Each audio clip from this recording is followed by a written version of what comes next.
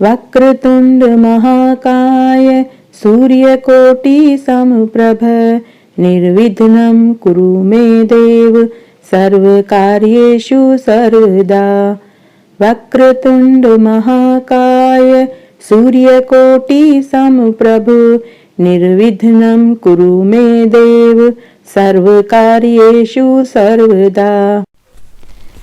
राधे राधे, जय श्री कृष्णा। मैं सीमा सिंह आप सभी धर्म प्रेमियों को सादर प्रणाम करती हूँ। आज मैं आपको पौष मास के इस महात्म्य में एक प्राचीन और पौराणिक कहानी सुनाने जा रही हूँ। अगर आप पौष मास का स्नान करते हैं, व्रत करते हैं, तो साथ में आपको कहानी भी सुननी चाहिए। इससे स्नान महात्म्य सुनने और व्रत करने का पूरा फल मिलता है। आइए अब हम पौष मास में सुनी जाने वाली एक प्राचीन कहानी सुनते हैं। एक बार एक गांव में एक ब्राह्मण पति पत्नी अपने एक पुत्र के साथ रहते थे। उसका पुत्र जब छोटा था तभी से ही उसे झूठ बोलने की, चोरी करने की और दूसरों के साथ मारपीट करने की बुरी आदत पड़ गई थी। माता पिता व अध्यापकों ने उसे बहुत समझाया लेकिन वह नहीं माना। उसका नाम भोला था। माता पिता ने बहुत कोशिश करी कि उसे अच्छी राह पर लाया जाए, उसे अच्छे संस्कार दिए जाएं, लेकिन भोले के ऊपर अपने माता पिता की और अध्यापकों की शिक्षा का कोई असर नहीं हुआ। भोला आज 20 वर्ष का हो गया था, लेकिन उसकी आदतें अभी भी वैसी ही थी। अब तो उसने शराब पीना, जुआ खेलना, मांस मदिरा पीना, वेश्याओं के साथ अपना समय गुजारना शुरू कर दिया था। ब्राह्मण पति पत्नी बहुत दुखी और उदास रहने लगे। उन्होंने एक दूसरे से कहा कि ये हमारे पूर्व जन्म का ही फल है।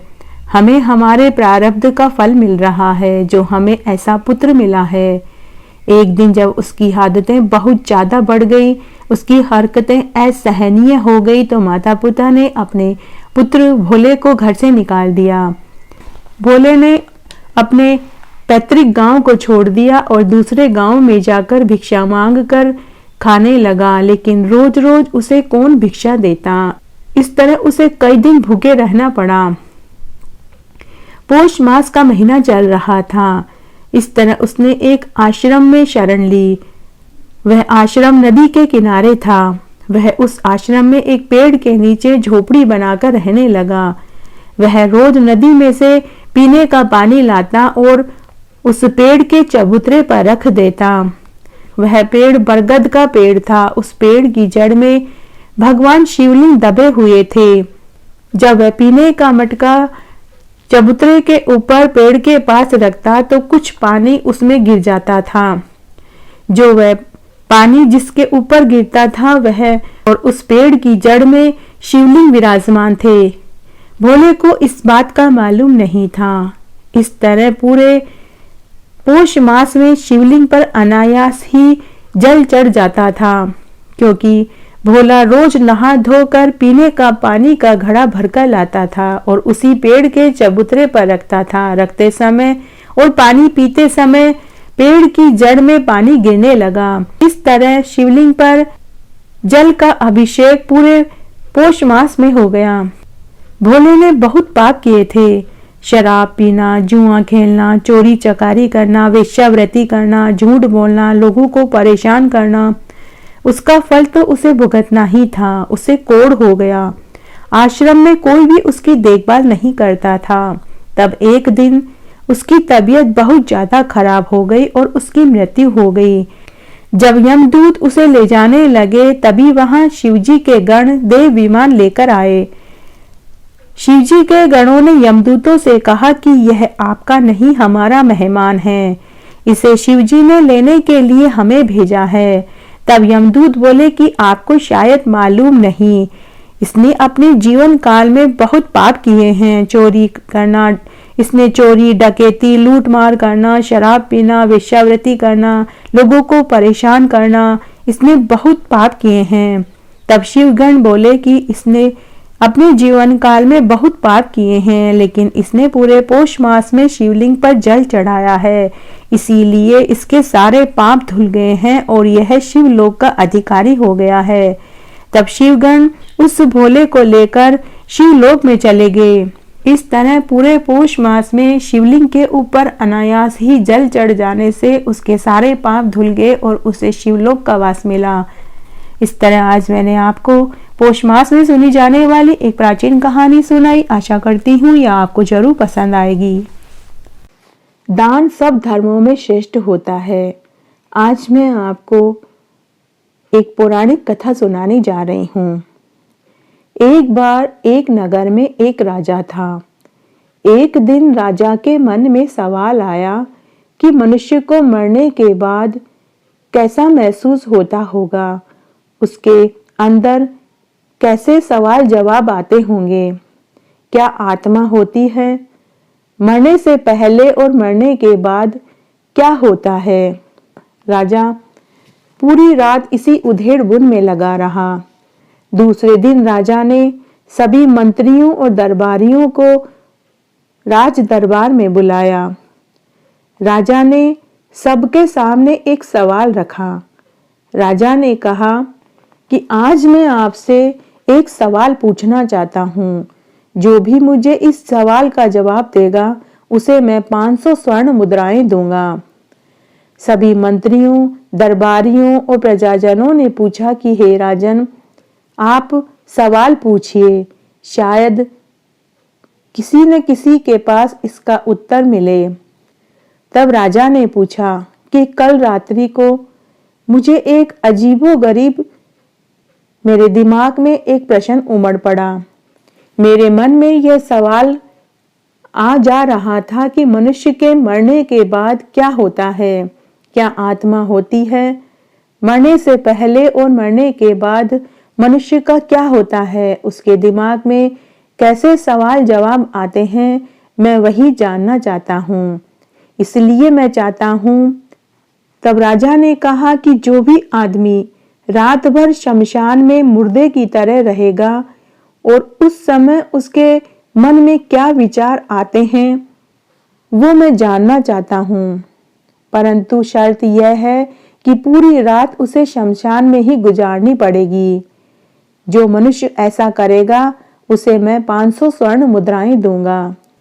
जब राजा के इस इनाम वाले सवाल को लोगों ने सुना तो कुछ लोगों ने कहा कि राजा पागल हो गया है, लेकिन कुछ लोगों ने कहा कि चलो इससे किसी की गरीबी तो दूर जरूर होगी।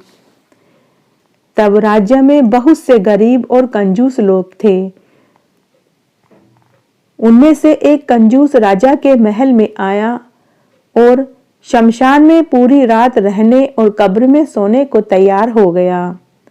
तब राजा ने आदेश दिया कि इस व्यक्ति को अच्छे से अच्छा खाना खिलाया जाए, अच्छे से अच्छे कपड़े और गहने पहनाए जाएं। बाद में इसकी शव यात्रा पूरे नगरी में निकाली जाए। और राजा ने ढिंडोरा पिटवा दिया कि पूरी नगरी इसकी शव यात्रा में शामिल हो जाए।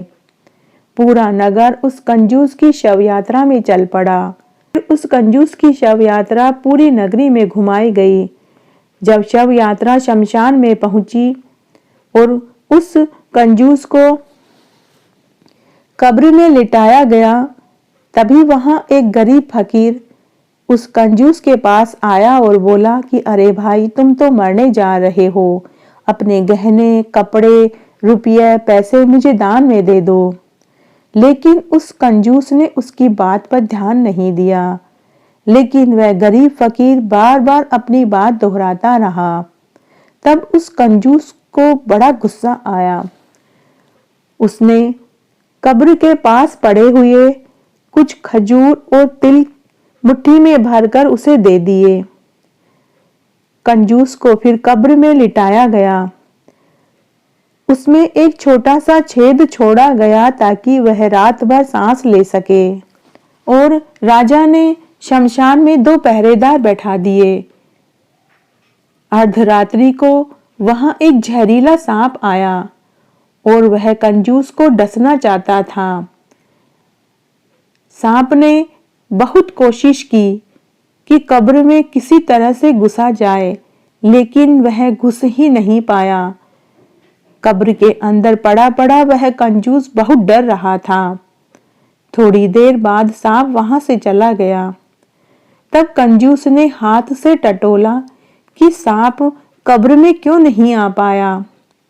उसने देखा कि वहां तिल और कुछ खजूर बीच में आ रहे थे, जो सांप को कब्र में घुसने से रोक रहे थे।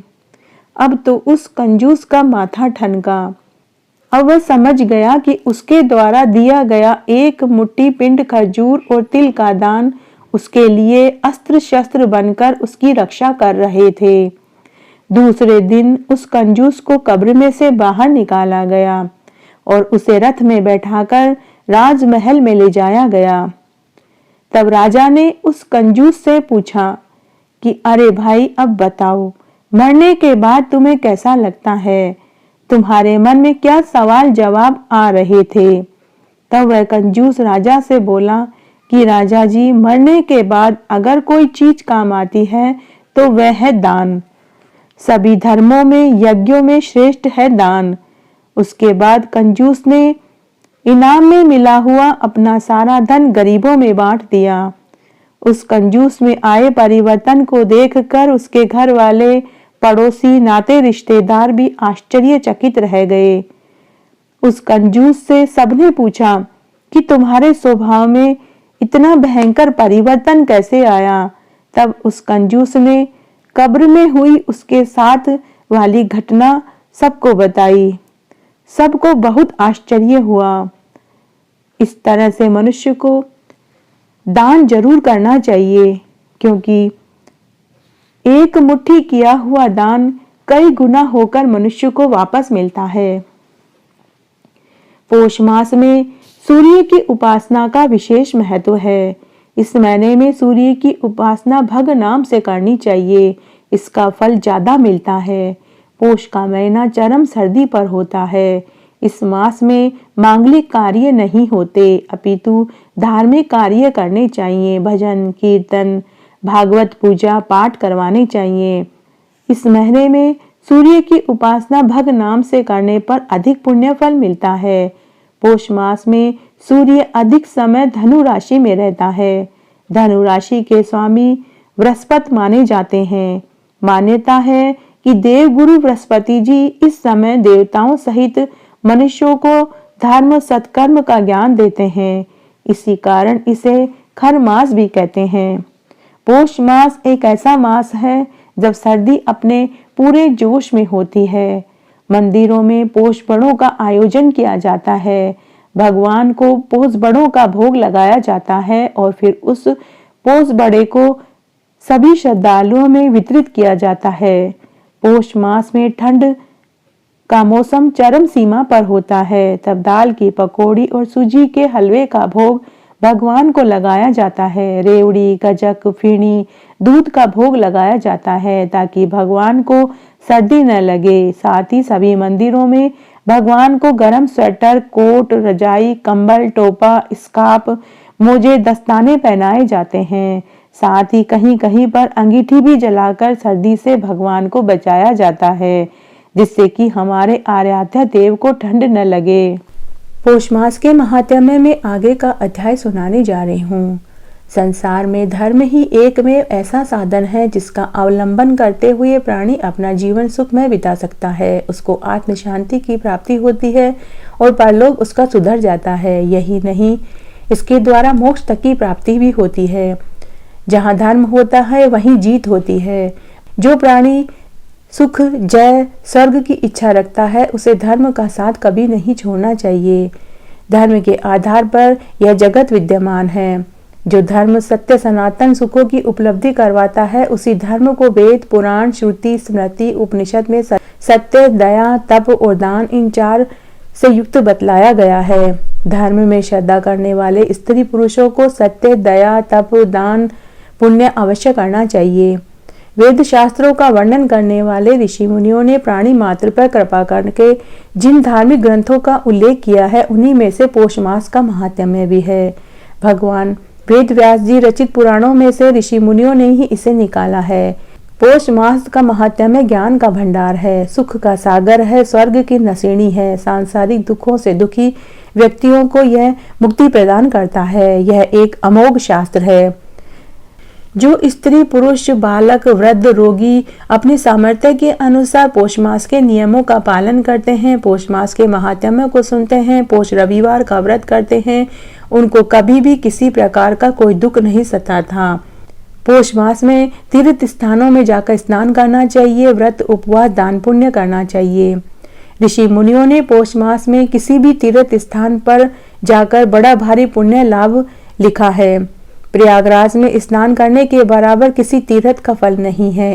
इसलिए सब पापों को और दुखों को दूर करने के लिए प्रयागराज तीर्थ में स्नान जरूर करना चाहिए। पौष मास के महात्म्य को सुनना चाहिए, दान करना चाहिए। इस प्रकार धर्मपरायण स्त्री पुरुषों को काम, क्रोध, मद, लोभ, मोह, अहंकार, ईर्ष्या, द्वेष, छल, कपट, निंदा, असत्य, हिंसा, चोरी, जुआ, मद्यपान करना, दुर्गुणों व अशुभ कर्मों का त्याग करके मन, कर्म, वचन से प्राणी मात्र का हित करना चाहिए। जो मनुष्य ऐसा करता है उसे सभी सुख प्राप्त होते हैं। इस प्रकार आज मैंने आपको महात्म्य को सुनाया। आशा करती हूँ यह आपको जरूर पसंद आएगा। मेरे साथ बने रहने के लिए आपका धन्यवाद। आगे की कथा कहानी के लिए भी आप इसी तरह मेरे साथ बने रहें। धन्यवाद।